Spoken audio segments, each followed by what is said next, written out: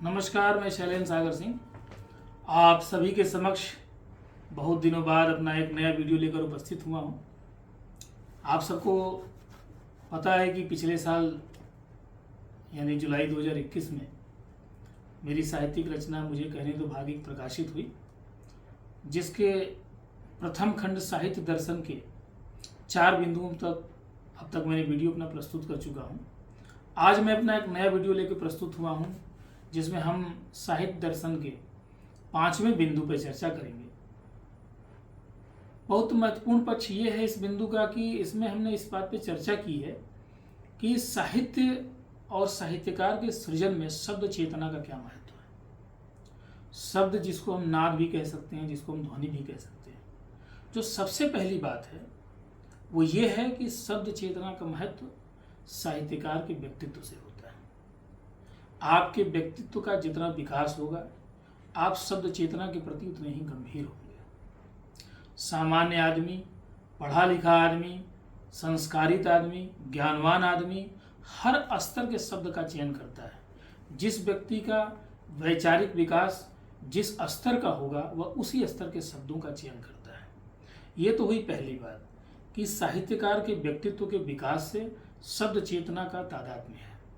जिस स्तर का विकास होगा, उसी स्तर के शब्दों का चयन कोई भी व्यक्ति या कोई भी साहित्यकार करता है। दूसरी बात यह है कि आपका साहित्यिक स्तर क्या है, आप साहित्य के कितने आयामों से अवगत हैं, उस स्तर के शब्दों का चयन आप करेंगे। हम सभी लोग जानते हैं अपने जीवन में कि बातचीत भी शब्दों का एक संयोजन है, साहित्य भी एक शब्दों का एक संयोजन है, और मंत्र भी शब्दों का एक संयोजन है। लेकिन साधारण बातचीत, साहित्य और मंत्र, इन तीनों का प्रभाव अलग अलग होता है, जबकि तीनों शब्दों के ही अलग अलग रूप हैं। लेकिन शब्दों के चयन के स्तर के कारण, शब्दों के चयन के स्वरूप के कारण उनका प्रभाव अलग अलग होता है।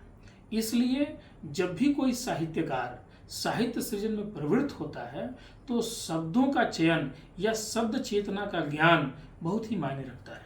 साहित्य के अलग शब्द होते हैं, उनका अलग प्रभाव होता है, जो साहित्य को साधारण बातचीत से अलग करता है।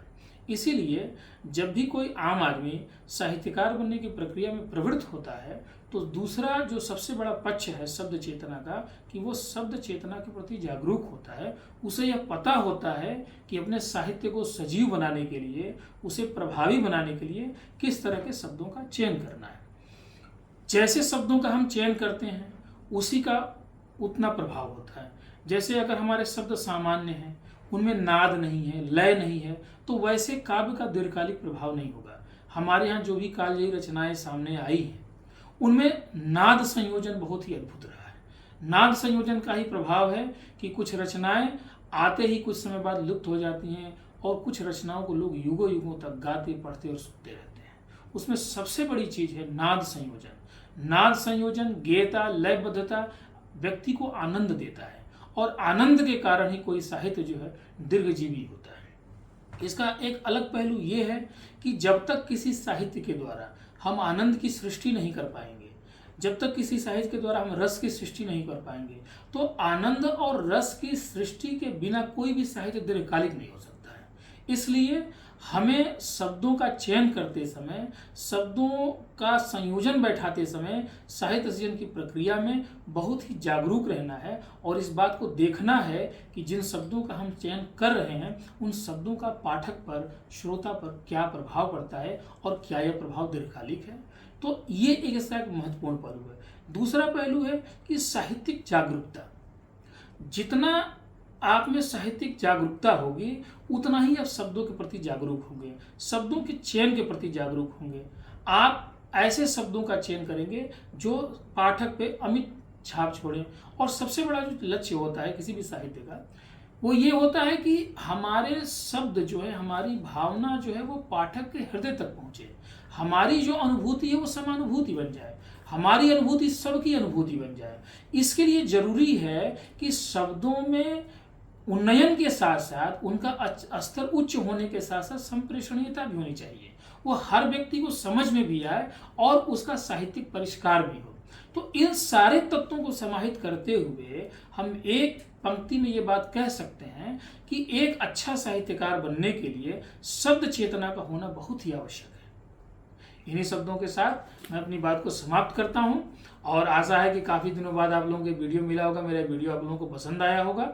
आप लोगों ने इतने मनोयोग से मुझे सुना, आपने इतना समय निकाला मेरे लिए, आप लोगों का बहुत बहुत धन्यवाद। और शीघ्र ही हम एक नए वीडियो के साथ उपस्थित होंगे। आप लोगों का बहुत बहुत पुनः धन्यवाद और नमस्कार।